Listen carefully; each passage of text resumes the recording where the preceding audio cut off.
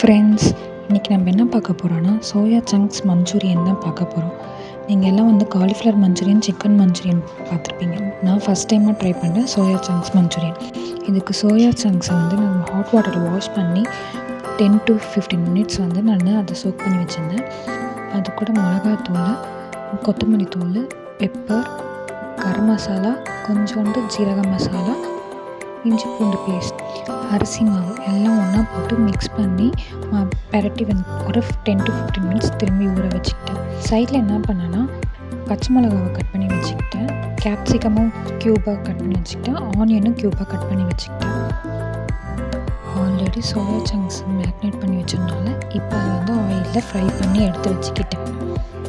இப்போ மஞ்சூரியன் சாஸுக்கு red ketchup, green chilli sauce, red chilli sauce, soya sauce இது மூணையும் போட்டு மிக்ஸ் பண்ணி வச்சுருக்கேன்.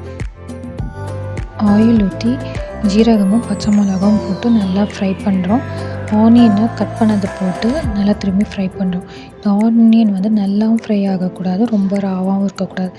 மைல்டாக க்ரன்ச்சினஸ்னோடு இருந்தால் தான் சாப்பிட நல்லாயிருக்கும். இப்போ அதுக்கு தேவையான உப்பை போட்டு திருப்பி சாட்டேட் பண்ணுறேன். கேப்சிகம்மை கட் பண்ணதையும் போட்டு நல்லா சாட்டேட் பண்ணுறேன். சாஸ் ரெடி பண்ணி வச்சதுனால அந்த சாஸ் மிக்ஸ் பண்ணி நல்லா டோஸ்ட் பண்ண போகிறோம்.